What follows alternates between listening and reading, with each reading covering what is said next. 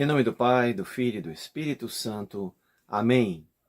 Ave Maria, cheia de graça, o Senhor é convosco. Bendita sois vós entre as mulheres, bendito é o fruto do vosso ventre, Jesus. Santa Maria, Mãe de Deus, rogai por nós, pecadores, agora e na hora de nossa morte. Amém. Causa nostra Letícia, ora pro nobis. São Padre Pio de Pietreutina, ora pro nobis. Em nome do Pai, do Filho e do Espírito Santo. Amém. Já rezaram seu rosário hoje? Rosário sempre, todo dia, tá bom? Bem-vindos mais uma vez ao Tradição Católica em Foco. Meu nome é Dionísio Lisboa e eu prometi já há algum tempo que eu comentaria a respeito da questão da infalibilidade da igreja em relação ao Novus Ordo, a missa nova, se realmente a igreja empenhou ou não. E já vou antecedendo logo, dizendo que não. No livro, maravilhoso livro, do senhor Arnaldo Vidigal Xavier da Silveira, A Missa Nova de Paulo VI, O que Pensar, né, pela editora Veritatis Splendor. Eu tinha esse livro antes em xerox, né? Cheguei a ler, mas agora, algum tempo atrás, eu adquiri um livro que foi publicado. Antes ele não tinha sido publicado. Eu tinha uma xerox datilografada pelo próprio. Uma cópia datilografada, eu tive esse privilégio. Hoje em dia eu nem tenho mais, porque não precisa ter um livro agora, né? E é interessante, todo batido a máquina, aquela máquina mecânica antiga. E o professor Arnaldo Vidigal Xavier da Silveira nos deixou em 2018, mas ele também nos legou esse belo livro, tá bom? E um dos temas que ele trata nesse livro é justamente essa questão. Se o Papa ou a hierarquia, a Sagrada Hierarquia, empenharam a infalibilidade quando da promulgação do Novus Ordo Missa de Paulo VI. E eles são magistrais, ele é magistral, né, o professor Arnaldo. E olha só que coisa interessante que ele fala aqui. Eu vou dar até a página 279 da edição, né? E é a segunda edição revista e atualizada. Ele fala assim: a nova missa e a infalibilidade da igreja, né? Antes de examinar o caso concreto do Novus Ordo, vamos resumir os princípios explicados até aqui e fixar com clareza o estado da questão. Primeiro elemento a ser analisado. Vimos que, em geral, os manuais neoescolásticos consideram como teologicamente certa a tese de que as leis universais da Igreja, entre as quais se incluem as leis litúrgicas, envolvem a infalibilidade. Quer dizer, que, geralmente, né, em geral, as leis universais, elas... a igreja, ela empenha sua infalibilidade. Em geral. Mas tem exceção. Vamos lá. Ponto 2. Elemento número 2. Mostramos a seguir. No próprio livro ele vai fazer isso. Mas como é uma coisa bem exaustiva, não vale a pena que agora, nesse momento, a gente trate tendo em vista a exiguidade do tempo. 2. Mostramos a seguir que esta tese tem, ou parece ter, sólido apoio na tradição. Certo. Agora aqui começa. Elemento 3, ponto 3. Enfatizamos que, apesar dos testemunhos aduzidos da tradição, graves razões doutrinárias e históricas existem para duvidarmos de que as leis litúrgicas universais sempre e necessariamente comprometem a infalibilidade da igreja. Opa! Opa! Razões históricas e doutrinárias, né, que fazem com que duvidemos de que as leis litúrgicas universais sempre e necessariamente, então já temos aí exceções, venham comprometer a infalibilidade da igreja. Então, para aqueles que mandavam mensagem para mim dizendo: é um absurdo vocês rejeitarem um rito que foi aprovado pelo Papa de forma infalível, é um absurdo, a igreja não pode fornecer uma liturgia, criar uma liturgia prejudicial. Opa! Olha aqui. Alguém que estudou profundamente o tema. Ponto 4. Observamos que esta dúvida tem respaldo na tradição. Sim, assim como a tradição, a própria tradição, ela diz que, em geral, as leis universais da igreja, elas são infalíveis em geral. Mas mesmo a tradição, olha só o que é que a mesma tradição vai dizer. Observemos que esta dúvida tem respaldo na tradição, pois encontramos, a dúvida tem respaldo, a própria dúvida tem respaldo, pois encontramos em inúmeros documentos, é muita documentação aqui, ele trata nisso em todos esses capítulos anteriores. É muita coisa, não dá para ler aqui agora, ou para discorrer a respeito, em um espaço tão exíguo de tempo, né? Então, observamos que esta dúvida tem respaldo na tradição, pois encontramos em inúmeros documentos, hesitações e expressões restritivas, quanto à tese da infalibilidade em matéria disciplinar e litúrgica. Então, essa história de que as leis litúrgicas são sempre infalíveis, encontram diversa documentação, vasta documentação, que induz a questão de se aceitar isso, essa tese com restrições. Com restrições. 5. Descobrimos finalmente que na teologia das últimas décadas, isso aqui ele está escrevendo no comecinho dos anos 70, tá bom? Está se tornando cada vez mais claro que as disposições litúrgicas universais envolvem a autoridade da igreja em vários graus, de acordo com a medida em que a Santa Sé ou a Sagrada Hierarquia tenham exercido sua própria autoridade em cada caso específico. Opa! Então você vai enxergar essa infalibilidade ou não, na medida em que você percebe que a autoridade da igreja, o Papa ou a Sagrada Hierarquia como um todo, demonstrem a intenção explícita de empenhar essa infalibilidade ou não. Ou não. Ou não. E olha só que ainda vem mais coisa por aí. Olhem só, na página seguinte, página 280. Portanto, para resolver a questão formulada na introdução deste capítulo, só nos resta perguntar em que medida os documentos referentes à Missa Nova revelam que Paulo VI desejava engajar sua autoridade neste assunto. É o que veremos a seguir.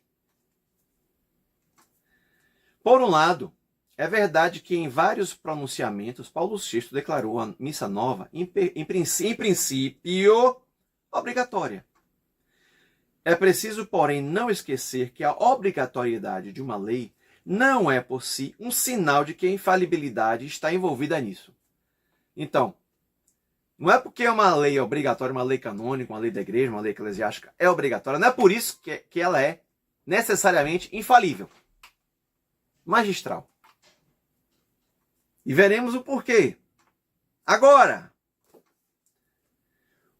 por outro lado, isso na década de 70, ainda não tinha ocorrido ainda, claro, o pontificado de Bento XVI, nem o Sumorum Pontífico, tá bom? Mas a bula Quo Primum Tempore continua valendo. A bula em si, ela continua intangível, intocável. Ela é perfeita, dogmática. Por outro lado, a Congregação para o Culto Divino e o Santo Padre determinaram que o missal de São Pio V ainda estaria em uso até novembro de 1971. Mas isso é porque ele escreveu ainda no comecinho dos anos 70, tá bom? Foi antes do Sumorum Pontífico, que Bento XVI disse que a missal de São Pio V nunca foi revogada, apenas reafirmou aquilo que dogmaticamente já tinha sido explicitado por São Pio V, na bula quo primum tempore, tá bom? Não tem isso aí, só fez eco. Agora, o fato de que o missal de São Pio V continua canonicamente em uso é uma indicação evidentemente não decisiva, mas é importante, mas pesa. E com o Sumário Pontífico isso aí foi totalmente desanuviado, resolvido, né? Que Paulo VI não pretendia comprometer sua infalibilidade nos novos textos do missal. Tá bom? Nem sequer o Traditionis Custodes teve a coragem, a pachorra de revogar, né? Asfixiar de vez, liquidar a missa de São Pio V, no missal de São Pio V. Então, Paulo VI não pretendia comprometer sua infalibilidade nos novos textos do missal. Ah, Dionísio, como é que você sabe disso? Como é que o professor Arnaldo Xavier da Silveira sabia disso? Ele era um homem muito conectado. E olha só que ele teve uma assembleia, né? Teve uma audiência no dia 19 de novembro de 1969, ou seja, no mesmo ano em que o missal foi promulgado, né? Então, teve nesse mesmo ano uma audiência geral de 19 de novembro de 69, em que Paulo VI, referindo-se ao novo ordo, diz assim, literalmente, o rito e as respectivas rubricas não são, por eles próprios, uma definição dogmática. Opa, não tem dogma aí. Voltando, são suscetíveis de qualificação teológica de valores variáveis. São suscetíveis de qualificação teológica de valores variáveis. Quer dizer, você pode criticar a missa de Paulo VI, não, porque o próprio Papa, ele não quis empenhar sua infalibilidade. Pode meter o cacete no que está errado. Pode dar porrada no que está errado. E a missa de Paulo VI, ela é ilícita, sim. Não é? Conforme o contexto teológico a que se referem.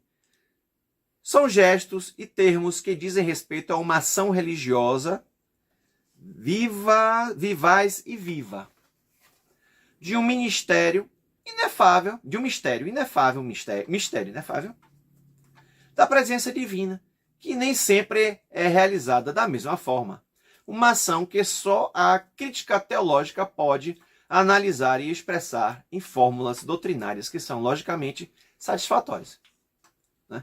Então o professor aqui já entra dizendo, portanto, se o próprio Paulo VI declarou explicitamente que os ritos e rubricas da Missa Nova são suscetíveis de uma qualificação teológica de valor variável, não parece possível sustentar que os textos da Missa Nova, como tais, envolvem a infalibilidade da Igreja.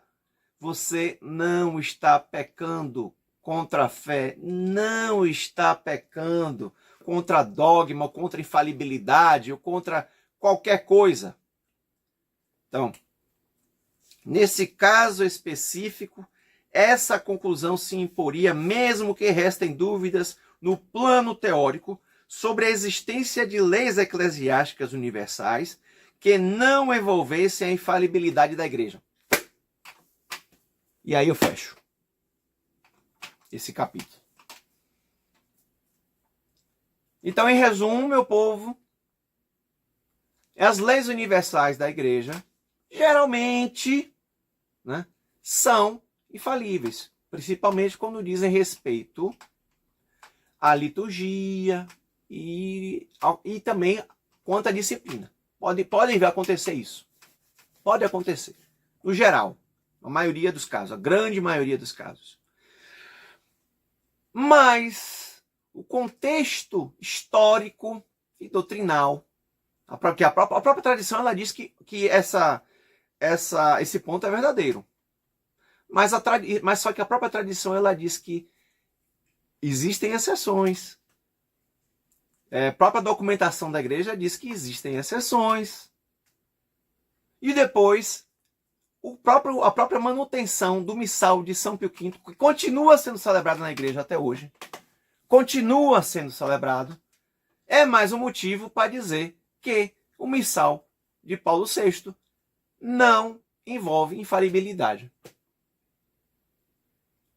E depois, numa audiência geral, em 19 de novembro de 1969, mesmo ano da promulgação do missal, Paulo VI vai dizer que existem interpretações variáveis. O texto ele não é dogmático. Existem interpretações variáveis, principalmente em relação aos seus aspectos teológicos. Então, não peca aquele que critica o missal, a missa nova de Paulo VI. Então, parem com esse sonho, esse devaneio de vocês mandarem para mim mensagens dizendo: você é um herege cismático, vocês tradicionalistas são pessoas totalmente que estão fora da casinha porque criticam um rito através do qual a igreja, através da sua infalibilidade... Não. Vocês não estão certos, não.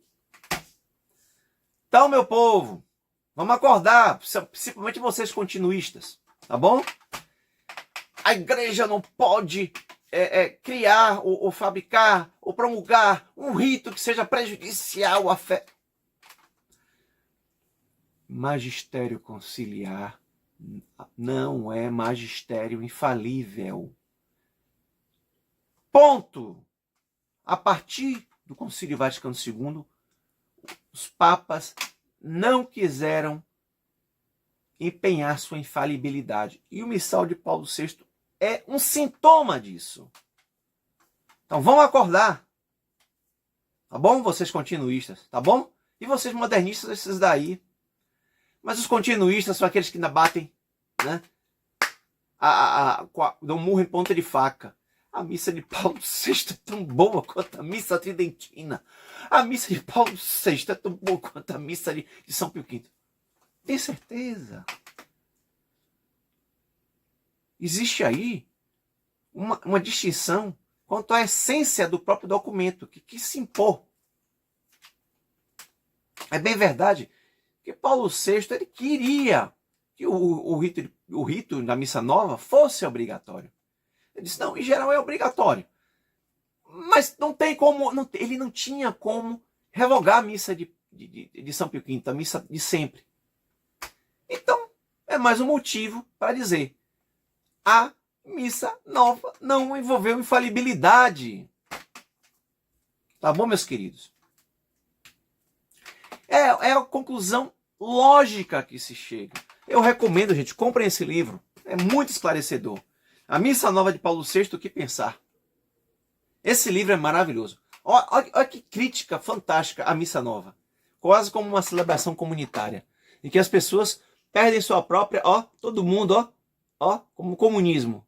Todo mundo igual, nivelado. Todo mundo nivelado. O padre no mesmo nível do povo. Né? Quase... É praticamente como se fosse uma celebração protestante. Ou anglicana, ou luterana, como você quiser chamar. Né? Professor Arnaldo Vidigal Xavier da Silveira. Deus guarde a alma desse homem. Tá bom? Deus guarde a alma desse homem. Meus queridos, lembrando, mais uma vez, por favor, vamos contribuir com a ampliação do seminário do Imaculado Coração de Maria. Tá bom? Que chegam cada vez mais e mais vocacionados para seminário, para serem futuros padres da tradição.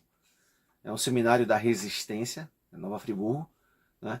E está precisando ampliar, porque não tem lugar para quem chega. E já está tudo tomado. Também nos próximos dias, o Padre Alberto está viajando para Teresina. Quem puder ajudar, Padre Alberto da Resistência, tá bom? E que mais eu posso dizer? Comprem a trilogia, adquiram, gente, a trilogia, né, da Custódia Fidei, sobre Monsenhor Lefebvre, o Bicho da Tormenta, Dom Antônio de Castro Maia, tá bom? O Leão de Campos. E o livro Pedro, Tu Me Amas. Um livro maravilhoso. Eu já tenho esse livro aqui, eu já li esse livro na edição anterior e essa ainda é mais bonita, mais apresentável, mais encorpada. O próprio texto é bonito demais, tá bom? É muito bem, mais bem estruturado, tá bom? O acabamento, tudo, cadernação, tudo é melhor, tá bom? Então, meus queridos, eu me despeço por aqui, pedindo a vocês que rezem por esse apostolado. Às vezes a gente se aborrece com as coisas que acontecem, o que a gente vê aí, principalmente o pessoal continuista, né? É um pessoal realmente que já foram totalmente refutados, né?